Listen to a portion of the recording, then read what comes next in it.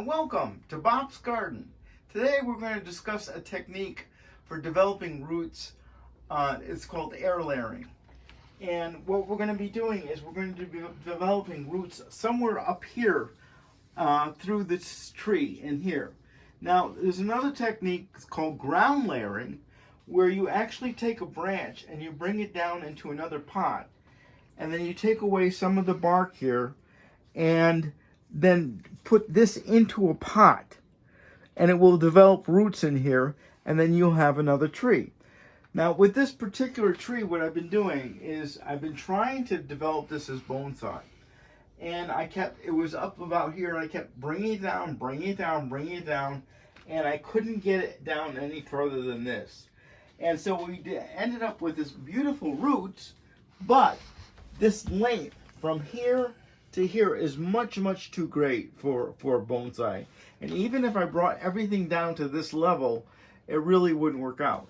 So we're going to start with an area right here, and we're going to develop roots at this point. And then when those roots develop, we'll be able to just cut this off completely and have a nice level of trunk from here to here for our bonsai.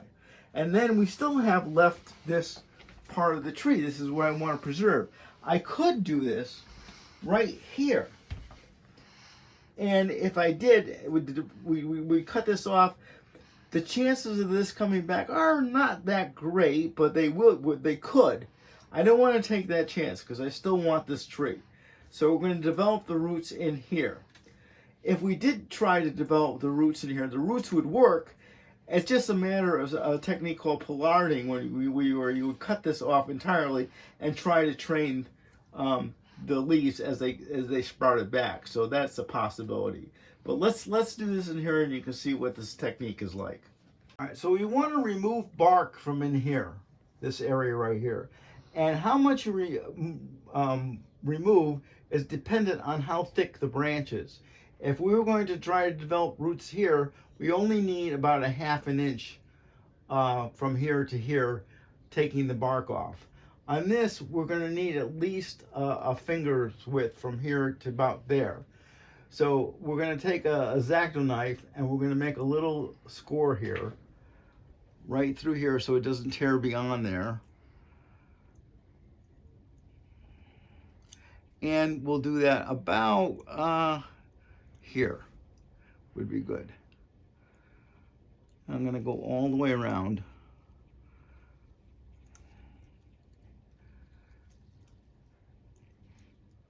Now we could just use this to take away bark, and it would take a bit of time. And you see, we want to get all the way down to the hardwood, past the cambium layer. If we just did this, you can see it would turn green in here, and we need to go beyond that point. We're also going to get some bleeding in here. Now, a time of year to do this, anywhere from the end of January through to March would be the best time. Whenever it's actively growing or pushing out growth, you can do this. So we have a concave cutter here. I think we're probably going to be best to just scrape this down to hardwood. So we'll just do this instead. So we've taken away all the way down to hardwood, all the way 360 degrees all the way around. I'm going to spin this, and you'll see that it's taken all the way around. I've also taken some bonsai wire in here, and we want to have this right up against the edge of the bark.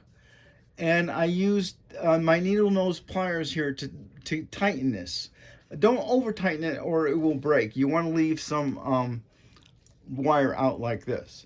So this is going to prevent the bark from growing back in here.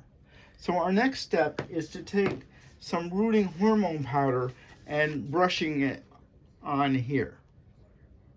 So remember, when you're using the rooting powder, to pour it into the cap, never directly go into the container to get it, because you'll contaminate the container.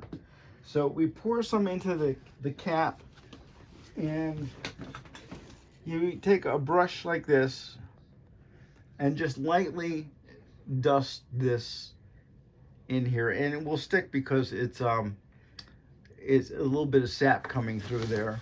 And we'll just rotate this around like this, and this works very, very well on evergreens. You couldn't do this with a pine. You're better off grafting with a pine. But with any kind of tropical material, this will work. So we got that all the way situated, and we're going to throw this bit of powder out entirely. Don't put it back into the jar. So now all we need to do is we're ready to roll here. We have some sphagnum moss, and it's been wet, and I got this from repotme.com. It's very New Zealand long fibered sphagnum moss, and we just lightly squeeze this, and we want this completely around here.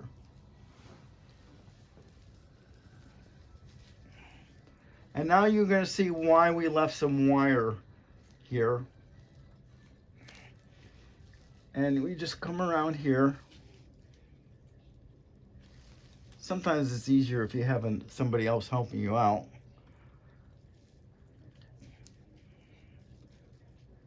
This is bonsai wire is anodized aluminum, but I don't like to use the copper wire for air layering. Some trees are sensitive to the copper. And we just make sure that this is covered all the way around. Now, we see that's pretty good amount. We'll have a little bit more on the back here. Be sure to check it all out. You want it completely around. All right, so this is now it's wrapped all the way around. I'm on the back side of this actually now. And you can see I had to add a little bit more of the sphagnum moss, so make sure it's completely covered.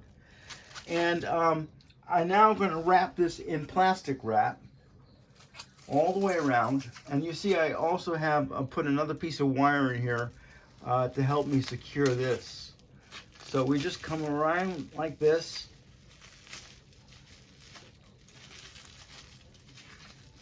Nice and tight.